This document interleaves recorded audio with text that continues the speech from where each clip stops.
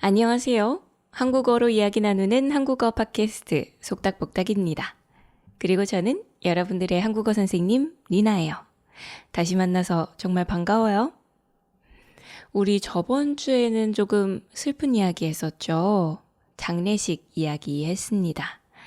그러면서 이태원에서 일어났던 큰 사고, 이태원 참사에 대해서도 이야기했죠.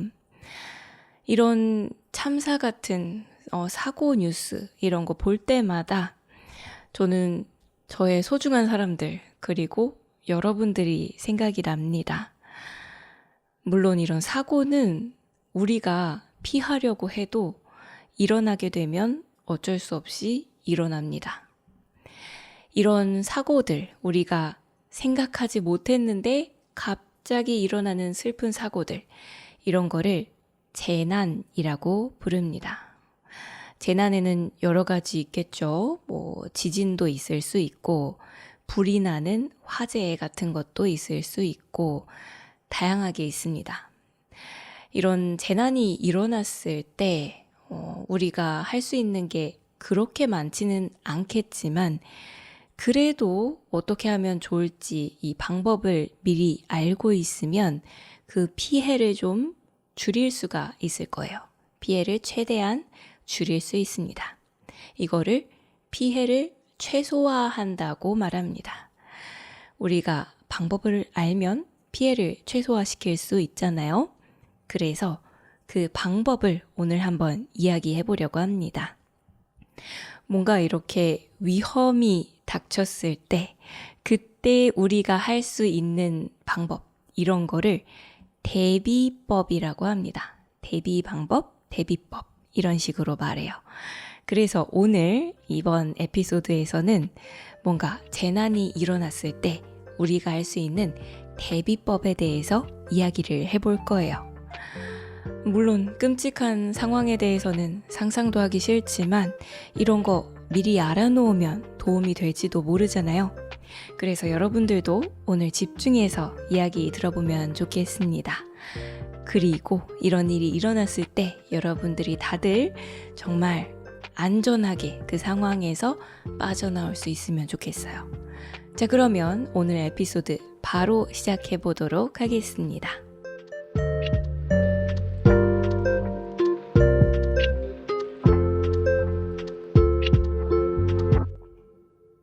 재난 상황은 정말 다양하게 있죠.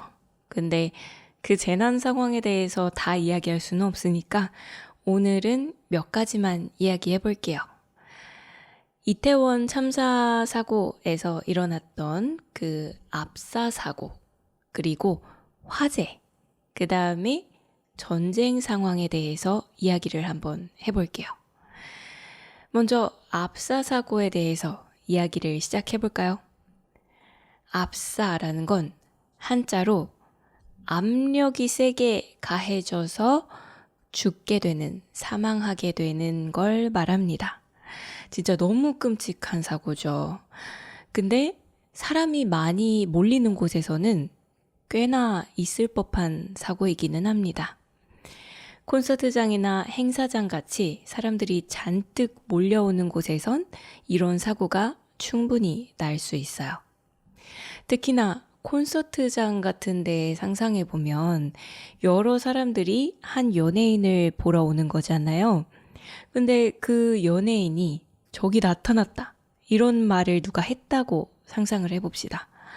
그러면 거기에 있는 그 모든 사람들이 거기로 갑자기 몰려갈지도 모르잖아요. 그런 상황이 일어나면 정말 위험할 수가 있습니다. 이런 행사장이나 콘서트장 같이 어딘가 놀러 가는 곳이 아니더라도 한국은 여러 사람들이 서울에 모여서 살고 있기 때문에 사람들이 많이 모이게 되는 출근, 퇴근 시간, 줄여서 출퇴근 시간이라고 하죠. 그 출퇴근 시간에 지하철 같이 좀 좁은 곳에서 이런 사고가 생길 수도 있습니다. 아직은 이것 때문에 그렇게 이태원 참사처럼 큰 사고가 일어난 적은 없기는 하지만 그래도 평소에 사람들이 많이 몰리기 때문에 충분히 조심할 필요가 있다고 생각합니다. 이런 식으로 사람들이 많이 몰리게 되면 뭐가 제일 위험할 것 같으세요? 뭐 사람들이 이렇게 밀어서 뭐 어딘가 다치는 거, 뭐 뼈가 부러진다거나 아니면 피부가 까진다거나 이런 게 위험할 것 같나요? 사실 이런 거보다도 더 위험한 게 있습니다. 사람들에게 깔려서 숨을 못 쉬게 되는 게 제일 위험해요. 우리 가슴 쪽에는 폐가 들어있죠. 이 안에 폐가 들어있습니다. 그 폐가 숨을 쉬게 해주죠. 근데 이 폐가 눌리게 되면 폐 안에 공기가 들어오지 못하니까 숨을 제대로 쉬지 못해서 죽게 되는 겁니다. 이런 걸 질식사라고 해요. 뭔가 눌려서 죽게 되는 거, 그거를 압사라고 하고, 숨을 결국에 못 쉬어서 죽게 되는 거, 예를 들어서 물에 빠지거나 연기를 많이 마셔서 산소를 우리가 마시지 못하게 되면 그때 질식사를 하게 되는 겁니다.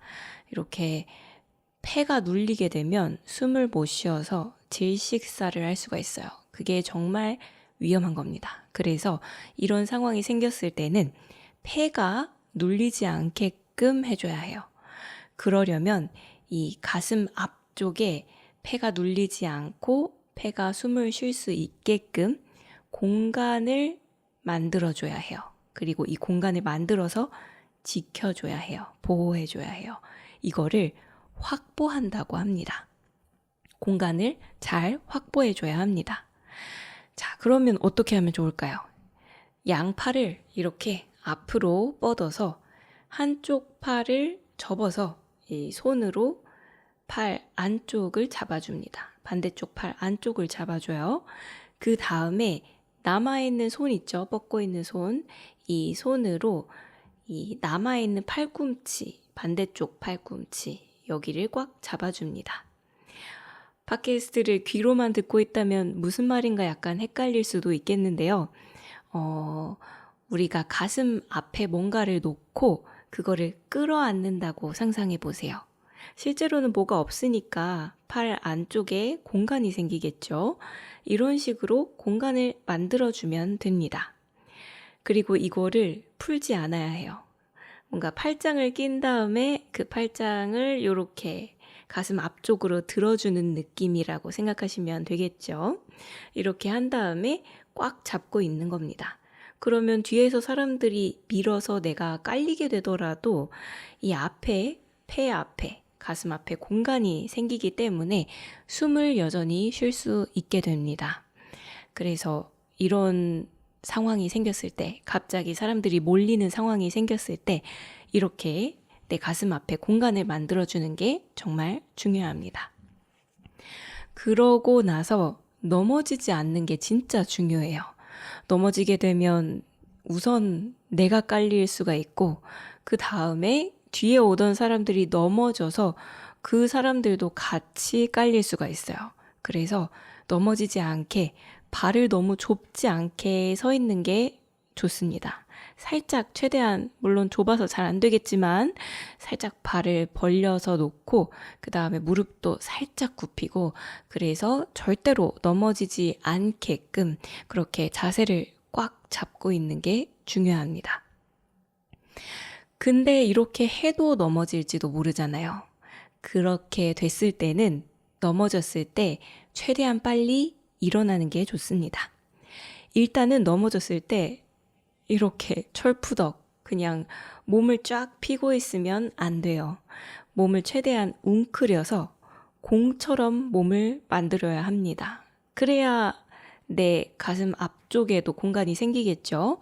팔을 이렇게 끌어오고 가슴 앞쪽에 그 무릎도 이렇게 끌고 와서 이렇게 공처럼 몸을 둥글리면 가슴 앞에 공간이 확보가 됩니다. 공간이 생겨요. 그렇게 한 다음에 최대한 빨리 일어나야 합니다. 일단 이렇게 다리도 팔도 쫙 뻗고 있으면 그러면 일어나기가 더 힘들잖아요. 일어나려면 일단 무릎을 굽혀야 되니까 무릎을 일단 가슴 앞쪽으로 가지고 온다. 그 다음에 발을 땅에 딛는다. 이거를 생각을 하고 최대한 빨리 일어나는 게 좋습니다. 네. 그리고 사람들이 어느 쪽으로 가고 있다면 그쪽 방향으로 그 사람들이 움직이는 스피드대로 가는 게 좋습니다. 거기에서 너무 빨리 나가려고 하거나 아니면 뒤에 사람들이 밀려오고 있는데 그 사람들이 오고 있는 방향 쪽으로, 반대 방향 쪽으로 가려고 한다거나 이러면 너무 위험합니다. 그러면 넘어질 가능성이 더 높아지잖아요. 그러니까 그냥 그 흐름을 타고 최대한 빨리 그곳을 나오는 게 좋습니다. 네. 그 압사사고라는 게 참 끔찍하기도 하고 실제로 일어났던 일이기는 하지만 또 우리가 그 상황에서 할 수 있는 게 많지는 않아요. 그렇기 때문에 이 정도로만 이야기를 해보려고 합니다. 일단 이런 일 자체가 일어나지 않는 게 좋으니까 너무 급하게 사람들이 어딘가 갈 때 거기에 따라가지 않는 것도 정말 중요하겠죠. 뭐 거기에 좋아하는 연예인이 있을 수도 있고 아니면 뭐 사람들이 다 좋다고 하는 뭔가가 있을 수도 있겠지만 그 무엇보다도 여러분들의 안전이 제일 중요한 거니까 항상 안전하게 지내셨으면 좋겠습니다. 그러면 압사사고에 대한 이야기는 여기까지 이야기해보고 그 다음에는 화재 사고에 대한 대비법을 한번 알아볼까요? 아마 아시는 분들이 많을 것 같아요. 학교나 이런 곳에서도 여러분들의 나라에서도 분명히 화재 대비법은 다 알려줄 것 같거든요. 그렇기는 하지만 기본적인 부분이기는 하지만 그래도 오늘 한번 다시 체크를 해보자고요. 불이 나면 일단 가능하면 그 불을 빨리 끄는 게 제일 좋겠죠. 그렇기 때문에 집에 불을 끌 수 있는 기구, 소화기를 가져다 놓는 게 제일 좋습니다. 저희 집에도 소화기가 하나 있어요. 주방 쪽에 작은 게 하나 있고 거실에 조금 큰 거를 제가 준비를 해 놓았습니다. 사실 제가 갖다 놓은 건 아니고요. 저희 시아버지께서 준비를 해 주셨어요. 이렇게 뭔가 미리 갖다 놓는 거, 이거를 구비한다고 합니다. 소화기를 미리 구비해 놓으면 정말 좋아요. 그리고 이걸로 불을 끄면 좋겠죠. 불이 났을 때 소화기로 불을 끄면 됩니다. 소화기로 불 끄는 방법 다들 아시나요? 많이들 배워봤을 것 같아요. 근데 이 소화기로 불을 끌 때 처음으로 하게 돼서 당황하게 될 수도 있어요. 그래서 오늘 한번 제가 다시 한번 알려드려 볼게요. 우선 소화기로 불을 끌 때는 소화기에 있는 안전핀을 뽑아야 합니다. 소화기가 갑자기 불이 나지도 않았는데 나오고 이러면 큰일 나기 때문에 너무 지저분해지기 때문에 소화기에는 안전핀이라는 게 꼽아져 있습니다. 이 안전핀을 뽑을 때에는 소화기의 몸통을 잡고 다른 손으로 안전핀을 잡아서 뽑으면 됩니다. 이게 전혀 어렵지는 않은데요. 처음 써보는 분들이나 아니면 이 불이 나서 당황을 하게 되면 제대로 안전핀을 뽑지 못할 수도 있어요. 소화기의 몸통을 잡고 안전핀을 뽑아야 하는데 소화기의 손잡이를 꽉 잡고 안전핀을 뽑으려고 하는 사람들이 있어요. 그러면 안전핀이 절대 안 뽑힙니다. 그래서 어떤 화재 현장, 화재가 난 곳에서는요, 소화기의 안전핀이 뽑히지 않은 채 발견이 되기도 한다고 합니다. 안전핀이 안 뽑히니까 이거 어떡하지 하다가 그 소화기를 불이 난 곳, 그 불구덩이에다가 던져버리는 사람들도 있대요. 그래서 이 안전핀 뽑을 때는 소화기의 몸통을 잡아야 한다. 소화기의 그 손잡이를 꽉 잡고 있으면 절대 안 된다. 이거를 잘 기억해 놓으시면 좋을 것 같습니다. 안전핀 뽑고 나서는 그 소화기에 달려있는 노즐을 잡으면 돼요. 이렇게 뭔가 안에 있는 게 나오는 거, 그 구멍 있잖아요. 그 선 같은 거, 그거를 노즐이라고 부르기도 하고 호스라고 부르기도 합니다. 이거를 잡고서 불이 난 곳, 그 불구덩이를 향해서 이 손을 뻗으면 됩니다. 노즐이나 호스를 뻗으면 되죠. 그 다음에 이 손잡이를 꽉 잡으면 안에 있는 소화기에 가루가 나옵니다. 가루라고 부를 수도 있고요. 이 가루를 분말이라고 말하기도 해요.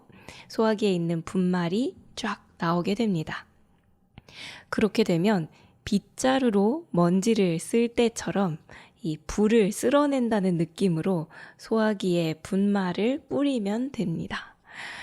그렇게 어렵지는 않은데 이거를 평소에 연습해 볼 기회가 그렇게 많지는 않잖아요. 그리고 불이 났을 때 정말 당황할 수가 있으니까 이런 거 미리 한 번 더 머릿속으로 시뮬레이션 해놓으면 좋아요. 그리고 말씀드린 대로 소화기를 구비해 놓는 게 가장 중요하겠죠. 주방 같은 데에는 더더욱 소화기 하나 있는 게 좋을 것 같아요. 그리고 요즘은 그냥 던지면 되는 소화기도 있더라고요. 뭐 안전핀 뽑고 이런 거 안 해도 되고 그냥 불구덩이에 던져버리면 됩니다. 그냥 투명한 물병처럼 생긴 그런 모양이더라고요. 그래서 사이즈도 그렇게 크지 않으니까 주방 선반 같은데 그런 데에 하나 갖다 놓으면 좋을 것 같아요. 진짜 불이 안 일어날 것 같지만 언제 일어날지 모르는 거잖아요. 우리는 항상 이 추운 날에 따뜻하게 보일러를 켜기도 하고 그리고 또 전기를 사용하고 있으니까 전기 스파크가 일어날 수도 있고 또 집에서 가스불을 쓰고 있다면 그 불이 어딘가에 옮겨 붙을 수도 있으니까 이런 거 구비해 놓는 거 정말 좋을 것 같습니다. 저도 전에 한번 이 소화기를 써본 적이 있어요. 불이 나서 소화기를 써본 적이 있습니다. 한번 그 스팀 다리미를 중고로 산 적이 있어요. 한국에서 유명한 중고 마켓 있죠. 당근 마켓. 거기에서 스팀 다리미를 중고로 샀는데 이 스팀 다리미가 갑자기 연기가 나기 시작하는 거예요. 그래서 이거 뭔가 문제가 있다 하고 얼른 스팀 다리미를 껐는데도 거기서 연기가 나더라고요. 그래서 어떡하지? 코드를 뽑을 생각은 못하고 인터넷에 막 검색을 해보고 있는데 거기에서 갑자기 불이 나기 시작을 했습니다. 다행히 엄청 크게 불이 난 건 아니고 그 스팀 다리미 쪽에만 살짝 불이 나기는 했는데 그래도 물 한 컵으로 끌 수 있는 그런 느낌의 아주 작은 불은 아니었어요. 그래서 진짜 당황했는데 시아버지가 저희 집에 소화기를 미리 구비해 놓아 주셔서 그 소화기가 생각이 나서 얼른 그거를 가지고 와서 불을 껐습니다. 진짜 소화기 없었으면 큰일 날 뻔했어요. 그러니까 여러분들도 집에 소화기 하나쯤은 이런 일이 여태까지 없었다고 하더라도 준비해 놓는 거, 구비해 놓는 거 정말 좋을 것 같습니다. 근데 이런 식으로 소화기가 집에 없다면 건물 안에 있는 소화전이라는 걸 쓸 수도 있어요. 작은 건물에는 이게 없을 수도 있는데 큰 건물에는 이 소화전이 분명히 어딘가 있을 겁니다. 아파트나 오피스텔 이런 데에는 아마 있을 것 같아요. 여러분들도 살고 있는 곳에 소화전이 어디에 있는지 미리 알아놓으면 정말 좋을 것 같아요. 이 소화전을 찾게 되면 그 소화전을 열어보시면 거기에 호스가 들어있을 겁니다. 호스가 이런 식으로 구불구불하게 접혀져서 들어가 있을 거예요. 그 호스를 딱 집어서 그 호스를 열 수 있는 밸브를 이렇게 돌려서 열면 물이 나오겠죠? 그 물이 나올 때 호스를 가지고 가서 불구덩이 앞으로 가서 그 불을 끄면 되겠죠. 그런 식으로 소화전을 사용할 수도 있습니다. 이 소화전에 보면요, 그 위에 비상벨도 있는 경우가 대부분이에요. 그러면 그 비상벨을 눌러서 이 건물 안에 있는 모든 사람들이 불이 났다는 걸 알 수 있게 만들 수도 있어요. 이 비상벨 누르면 띠리링 하면서 온 건물에 큰 소리가 나거든요. 그러면 사람들이 불이 난 걸 알고 미리 대피를 할 수가 있겠죠. 뭔가 이런 걸 피하기 위해서 잠깐 동안 나와 있는 거, 이런 상황을 피하기 위해서 나와 있는 거, 이런 거를 대피라고 합니다. 이럴 때 그 건물 안에 있는 사람들이 다 같이 대피해야 되기 때문에 이런 식으로 비상벨을 누르면 좋고요. 그리고 비상벨 같은 게 없거나 아니면 어디 있는지 모르겠다. 그러면 한국어로 불이야 라고 외치면 됩니다. 불이야 라고 크게 외치면서 나가면서 다른 집 문들 있잖아요. 거기도 쾅쾅쾅 두드리면서 나가는 게 좋습니다. 전에 어떤 큰 건물에 불이 난 적이 있는데 그 아파트 같이 사람들 사는 곳이었는데 그때가 사람들이 대부분 잠을 자는 시간이었대요.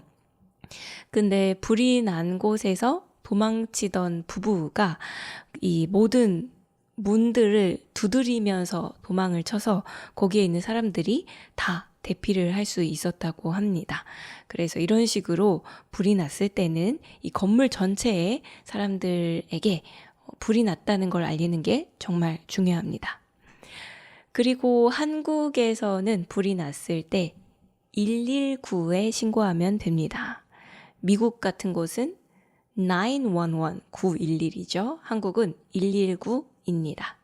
119에 전화를 해서 이런 불이 났다고 알려서 빨리 알려서 불을 빨리 끌 수 있게 하면 좋겠죠. 네, 집에서 이런 식으로 불이 나면 이런 식으로 대처를 하면 됩니다. 이런 식으로 하면 됩니다. 이런 방법들을 쓰면 돼요. 근데 만약에 지하철에서 불이 난다면 어떻게 해야 할까요? 요즘 세상이 참 흉흉하잖아요. 그래서 뭔가 기분 나쁜 일이 생겼을 때, 안 좋은 일이 생겼을 때, 그거를 남들에게 풀면 안 되는 건데, 평범한 사람들에게 풀면 안 되는 건데, 그냥 사람들에게 화가 난다고 지하철 같은 데에 불을 저지르는 사람들도 있습니다. 범죄죠. 엄청 많지는 않지만 가끔 가다가 이런 사람들이 있잖아요. 이런 범죄를 방화라고 합니다. 불을 지르는 이런 범죄를 방화라고 불러요. 그런 사건들이 일어나거나 아니면 지하철에 뭔가 문제가 생겨서 불이 날 수도 있어요. 그럼 이럴 때는 어떻게 해야 될까요? 여러분들의 나라에도 이 지하철마다 안전장치가 있을 거예요. 근데 한국의 안전장치는 그 위치나 모양 이런 게 다를 수가 있으니까 미리 알아놓으면 좋겠죠. 여러분들도 지하철 타게 되면 리나쌤이 말했던 한국의 지하철 안전장치가 여기에 있구나 이런 거 한 번쯤 보면 좋을 것 같아요. 이 지하철에 불이 나게 되면 일단 객차의 끝쪽으로 달립니다. 불이 난 반대쪽 끝쪽으로 달리면 되겠죠. 객차라는 게 뭐냐면 지하철에 여러 개의 칸이 있잖아요. 그 칸 중에 하나를 객차라고 부릅니다. 승객, 고객들이 타는 그 차이기 때문에 객차라고 부르면 됩니다. 이 객차의 끝쪽으로 가보면 보통 저 같은 임산부나 아니면 몸이 좀 약하거나 나이를 많이 드신 그런 노약자분들이 앉을 수 있는 노약자석이 있습니다. 이 노약자석이 있는 객차 끝쪽으로 가보면요. 비상통화장치도 있고 그리고 소화기도 거기에 있어요. 여기에서 일단 그 비상통화장치를 가지고 기관사에게 연락을 합니다.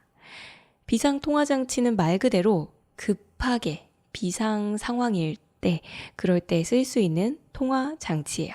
그리고 기관사는 이 지하철을 운전하는 사람이죠. 그 기관사에게 바로 연락을 하면 됩니다. 기관사에게 얼른 연락을 해서 지금 불이 났다. 이런 상황이다. 이런 걸 말을 해줘야 해요. 그러면 아마 기관사가 이 지하철을 멈춰줄 겁니다. 그러면 그 다음에 문을 열면 돼요. 일단 먼저 이렇게 기관사에게 전화를 걸어야 되는 이유는요. 불이 났다고 하더라도 급하게 문을 열어버리면 거기로 사람들이 떨어질 수가 있기 때문에 더 큰 사고가 날 수 있습니다. 그래서 일단은 열차, 이 기차를 멈춘 다음에 그 다음에 문을 여는 게 안전합니다. 먼저 이렇게 연락을 해서 지하철이 멈추게 되면 그 다음에 문을 열어줍니다. 원래는 그 기관사분이 문을 열어주겠지만 이렇게 불이 나거나 뭔가 문제가 생겼을 때는 문이 자동으로 열리지 않을 수도 있어요. 그럴 때는 안에 들어있는 승객들, 우리들이 직접 문을 열어야 할 수도 있습니다. 이렇게 직접 안에 있는 사람들이 문을 열 수 있게끔 그 안전장치들이 다 안쪽에 있어요. 그냥 문 옆에 레버를 돌리면 되게끔 그렇게 되어 있는 열차도 있고요.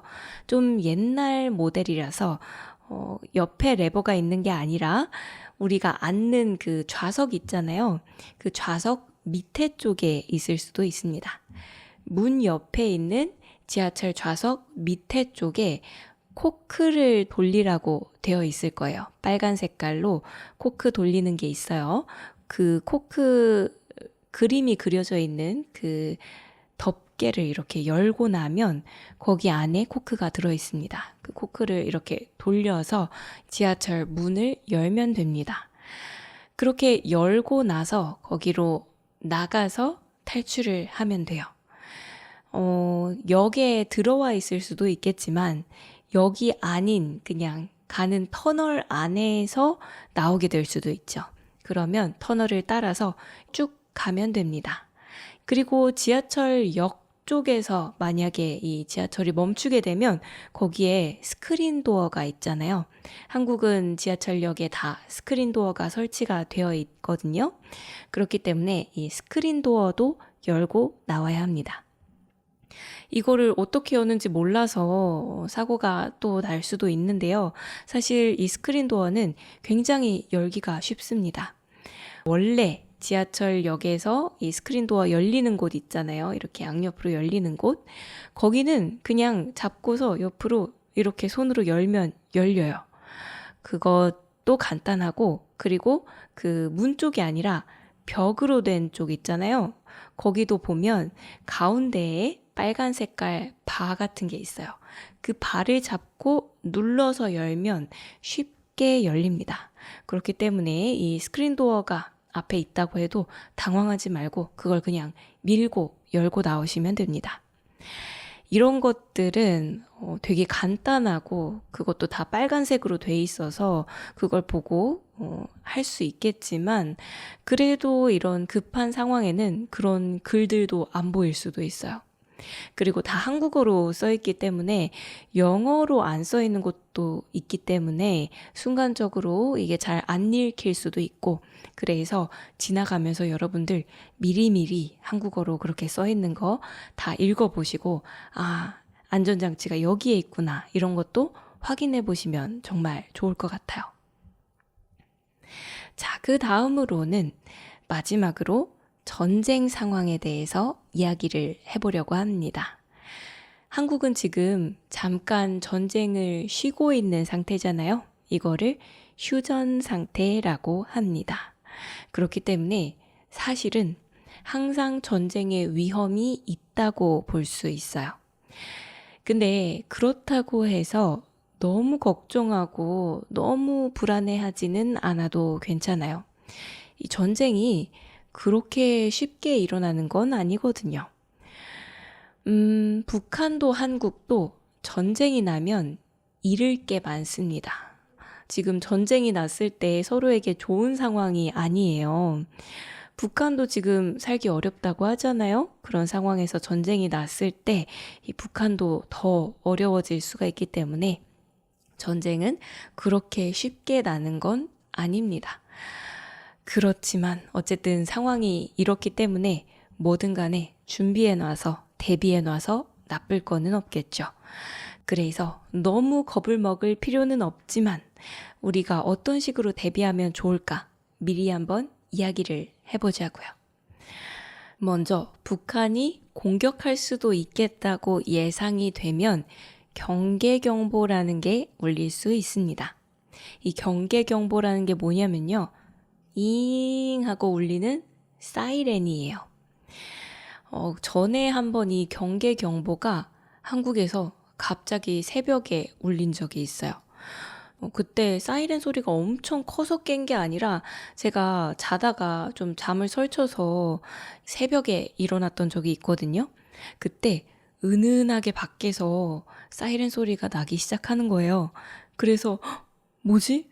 지금 뭐 대피해야 되나? 어떻게 해야 되지?" 이렇게 당황한 적이 있어요. 그때 그 사이렌은 잘못 울린 거였다고 합니다. 아니, 이런 실수를 할 수가 있나요? 흔하지는 않은데, 정말 저도 이렇게 어른이 될 때까지 살면서 그런 일은 처음 겪어봤는데, 그런 일이 생기기도 하더라고요. 뭐, 진짜로 무슨 큰일이 일어난 건 아니라서 정말 다행이었지만, 그때, 아, 이런 거 대비 방법을 내가 하나도 모르는구나. 그 생각이 들더라고요.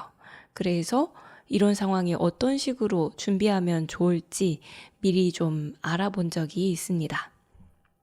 일단, 사이렌 소리는 몇 가지 종류가 있습니다. 그때 제가 들었던 사이렌 소리는 경계 경보라는 사이렌 소리였어요. 이거는 어떤 식으로 울리냐면요. 그냥 엥 하고 같은 음으로 길게 울립니다. 이런 식으로 길게 울리는 거, 그거를 경계 경보라고 하고요. 이 경계 경보는 북한이 공격을 할 수도 있다, 예상이 될 때 울리는 경보입니다. 말 그대로 공격이 예상이 된다는 거예요. 그러니까 지금 공격을 했다는 뜻이 아닙니다. 공격할 수도 있을 것 같다는 이야기예요. 북한이 지금 우리가 뭐 미사일을 쏘겠습니다, 이런 식으로 갑자기 얘기를 했다든지 뭐 그런 일이 일어났다는 거겠죠. 그렇기 때문에 당장에 지금 당장 막 뛰어서 대피를 해야 되는 상황은 아닌 거예요. 일단은 이때 어떻게 하면 되냐면요. 위험한 가스와 전기부터 차단합니다. 가스랑 전기가 안 나오게 해야 돼요. 가스는 밸브를 잠그면 됩니다. 우리가 요리, 음식하는 곳, 그 가스레인지 있잖아요. 가스레인지 옆쪽에 보면 밸브를 잠글 수 있게 되어 있어요. 사실은 요리할 때만 켜고 요리 안 할 때는 항상 꺼야 되는데 맨날 까먹기는 하는데, 네, 그래서 이 위치를 잘 알아놔야 됩니다. 이 위치를 알아놓고 사실은 안 쓸 때는 최대한 꺼놓는 게 좋겠죠. 평소부터 이 가스를 다시 한번 잘 껐는지 확인을 해보고 그 다음에 전기를 차단해야 됩니다.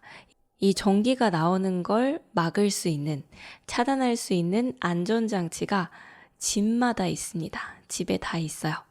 이거를 두꺼비집이라고 불러요. 이 두꺼비집이 어디 있는지 위치를 잘 확인해 놓아야 합니다. 이 두꺼비집을 찾아 놓으면 거기에 전기를 전부 다 막을 수 있는, 전부 다 차단할 수 있는 메인 차단기 스위치가 있을 거예요. 그거를 띡 내려놓으면 됩니다. 이게 제일 급해요. 이거를 먼저 해놓고 그 다음에 창문 가까이에 있지 않는 게 좋겠죠. 당장에 공격을 한 건 아니지만 그럴 위험이 있다는 뜻이니까 창문 쪽에 있지 말고 안쪽에 멀리 있어야 합니다. 만약에 공격이 들어온다면 이 창문이 깨지면서 크게 다칠 수가 있기 때문에 창문과 먼 곳으로 안쪽에 들어와 있어야 합니다. 그 다음에 TV나 라디오, 만약에 이런 것들이 없다면 유튜브에다 뉴스 라이브라고 검색을 해서 이 소식을 계속 들어야 합니다. 소식을 계속 들으면서 당장이라도 대피할 수 있게, 대피할 때 필요한 물건들을, 짐을 싸놔야 합니다. 짐을 싸면서 뭐 물론 여러 가지 그냥 다 들고 갈 수 있다면 제일 좋겠지만 그러면 너무 무거워서 도망치기 어려울 수가 있어요. 그죠? 그래서 진짜 중요한 것들만 챙겨야 합니다. 이 중요한 것들이 뭐가 있을까요? 이런 거 어렵죠? 일단 내가 3일 동안 이게 없어도 살 수 있는가? 이런 걸 생각해 보는 게 제일 중요하다고 합니다. 자, 3일 동안 꼭 필요한 거 뭐가 있을까요? 일단은 물이 필요할 것 같아요. 그죠? 물 필요하니까 3일 정도 마실 물, 그리고 통조림, 아니면 뭐 마른 크래커, 또 에너지바, 초콜릿, 이런 가벼우면서도 영양분이 많은 그런 음식들을 챙기는 게 좋습니다. 그 다음에는 구급약, 그리고 휴대용 라디오랑 보조 배터리 같은 것도 챙기면 좋겠죠. 그 다음에 나쁜 가스 같은 걸 막아줄 수 있는 마스크가 있거든요. 그거를 방독면이라고 불러요. 만약에 집에 방독면을 구비해 놨다면 이것도 챙기는 게 좋고, 만약 그게 없다면 마스크 같은 거라도 챙기는 게 좋겠죠. 그것도 없다면 좀 그런 일이 있을 때, 뭔가 나쁜 가스가 나왔을 때 입과 코를 막을 수 있게끔 작은 손수건, 수건 같은 거 챙기면 좋겠죠. 그 다음에 신분증 같이 필요한 서류들 같은 것도 챙기면 좋습니다. 그 외에 뭐 다용도로 여러 가지 용도로 쓸 수 있는 칼이나 뭐 그런 것들도 챙기면 좋겠죠. 일단은 제일 내가 살아가는데 중요한 거, 3일 동안 꼭 필요한 거, 그런 게 뭘까? 그걸 생각하면서 짐을 챙기는 게 좋다고 합니다. 왜 3일이냐면요. 일단 사람이 3일 동안 살 수도 없는 그런 상태이면, 3일 동안 살기 꼭 필요한 것도 없으면 진짜 살기가 어렵기도 하고요. 그리고 또 3일 정도면 뭔가 진정시키고 도와줄 수 있는 그런 것들이, 그런 사람들이 올 수 있는 충분한 시간이라고 하니까 3일을 내가 버틴다, 이렇게 생각하고 짐을 싸는 게 좋다고 이야기합니다. 그러고 나서는 다 준비가 됐다면 집에 물을 받아 놓으면 좋다고 합니다. 물이 갑자기 끊길 수가 있기 때문에 물 밑에 큰 대야 같은 거를 놓거나, 집에 만약에 욕조가 있다면 그 욕조 막아놓고 거기에 그냥 물 틀어놓으면 되겠죠.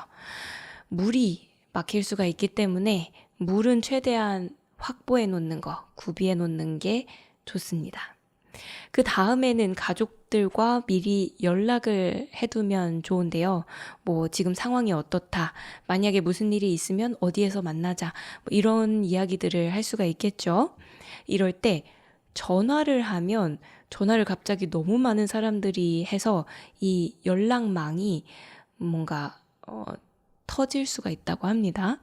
이렇게 되면 전화가 제대로 안 될 수가 있어요. 끊기고 뭐 전화 연결이 안 되고, 그리고 진짜 중요한 전화 연락 같은 것들이 잘 안 돼서 정말 꼭 필요한 그런 일들이 안 될 수가 있으니까 전화는 최대한 사용하지 말고 문자로 최대한 짧고 간단하게 간결하게 내용을 전하는 게 좋다고 합니다. 그러다가 그냥 별일이 안 일어나면 정말 최고예요. 그냥 경계경보, 위험하다, 혹시 무슨 일이 생길 수도 있다, 이런 사인만 보내놓고 아무 일 안 일어나면 그게 진짜 최고죠. 근데 만약에 공격이 일어나게 된다면 이제 이때 사이렌 소리가 바뀝니다. 원래는 엥 하고 길게 울린다고 했잖아요. 이게 높낮이를 가지고 울리기 시작합니다. 엥, 이런 식으로 높아졌다, 낮아졌다 하는 거예요. 그렇게 되면 빨리 대피해야 합니다. 상상만인데도 지금 되게 소름 끼치네요. 이렇게 대피하면 어디로 대피해야 해요? 대피할 수 있는 공간이 있어요. 그 대피할 수 있는 공간은 대피소라고 부릅니다. 대피소로 얼른 달려서 도망쳐야 해요. 이 대피소는 어디냐? 대피소 마크가 있습니다. 여러분들 지하철 지나다니면서 이 대피소 마크를 어쩌면 봤을 수도 있어요. 대부분 지하 공간을 대피소로 해놓은 곳들이 많습니다. 이 대피소를 미리 알아놓는 게 제일 좋고요.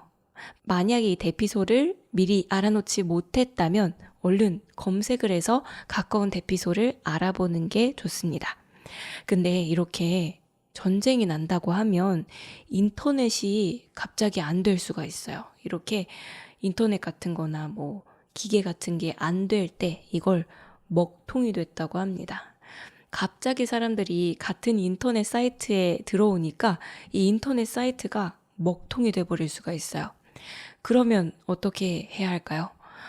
대부분 대피소는 지하에 있기 때문에 일단 내가 생각나는 제일 가까운 지하로 대피를 하셔야 합니다. 우리 집 아파트의 아래에 지하 주차장이 있다면 거기로 가면 되겠죠.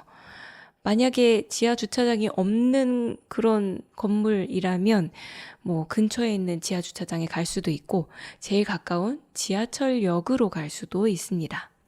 이런 식으로 일단 지하로 간다고 생각하면 좋을 것 같아요. 근데 이러면 그냥 빨리 대피소에 미리 가 있으면 되지 않나? 이렇게 생각할 수도 있는데요. 그거는 좋지 않다고 합니다. 저도 궁금해서 검색을 해봤는데 만약에 이런 식으로 급하게 사람들이 대피소에 다들 몰리게 되면 진짜 중요한 군대가 제대로 가지를 못한다든지 뭐 꼭 필요한 그런 물건들이 제대로 그쪽으로 가는 게 잘 안 된다든지 그렇기 때문에 대피소로 가라는 그 급한 사이렌이 울리지 않았을 때는 그때는 집에 있는 게 좋다고 합니다. 그리고 만약에 집에 뭐 저 같은 임산부나 아니면 아주 어린 아이나 뭐 노인 그런 분들이 있다면 그분들은 먼저 대피소로 가는 게 좋다고 해요. 걸음이 느릴 수가 있으니까 얼른 먼저 가 있어야 한다고 합니다. 그리고 추가로요. 한국은 이런 상황이 있을 수가 있기 때문에 정말 가끔 가다가 이런 상황을 대비하기 위해서 민방위 훈련이라는 걸 합니다.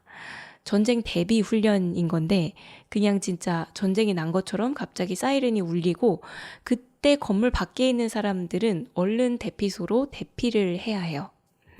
건물 안에 있는 사람들까지 다 나오라고 그러지는 않고요. 그냥 건물 밖에 있던 도로에 있던 사람들 보고 대피소로 가라고 합니다. 그러면 그렇게 해야 해요.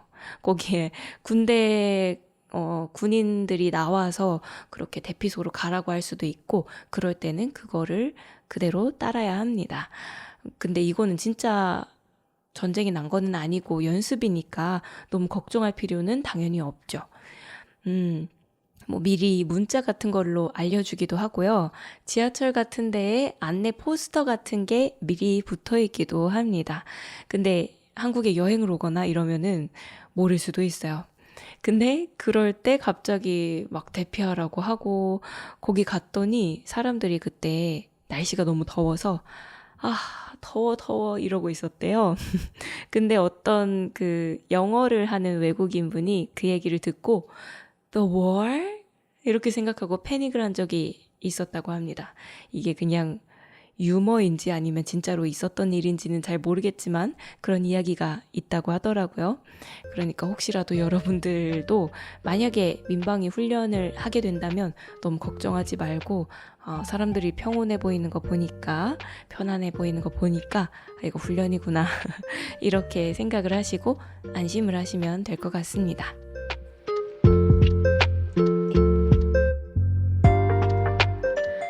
네, 오늘은 이렇게 제가 대본을 쓰면서 저도 재난 대비법에 대한 좋은 공부가 됐습니다. 이번에 에피소드를 쓰면서 보니까 나도 대피소를 미리 알아놔야 되겠구나. 그리고 또 이런 대비 용품들, 물품들을 미리 사놔야 되겠구나. 그런 생각이 들더라고요. 옛말에 이런 말이 있어요. 호랑이 굴에 가도 정신만 차리면 산다.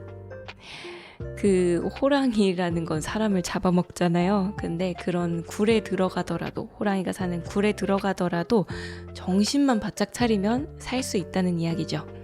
무슨 상황이 와도 패닉하지 않고 침착하게 대응하면 우리가 그 상황에서 그래도 피해를 최소화할 수가 있습니다. 그렇기 때문에 여러분들도 이런 거 미리 알아놓고 미리 대비해 놓으면 좋을 것 같아요. 다들 이런 상황이 와도 안전했으면 좋겠습니다. 네, 그럼 오늘 이야기는 여기까지 해볼게요. 오늘 영상 도움이 되셨다면 좋아요와 구독 잊지 마시고 혹시나 여유가 되신다면 멤버십 가입으로도 저를 응원해주세요. 그리고 저는 한국어 수업도 하고 있으니까요. 혹시 필요한 분들은 아래에 있는 홈페이지 링크에서 수업 예약해주세요. 그럼 우리는 또 다음 시간에 다시 만나보도록 하겠습니다. 요즘 독감이 유행한다고 하니까 따뜻하게 입으시고 그리고 손도 잘 씻으시고 우리 다음 시간에 다시 만나요. 안녕.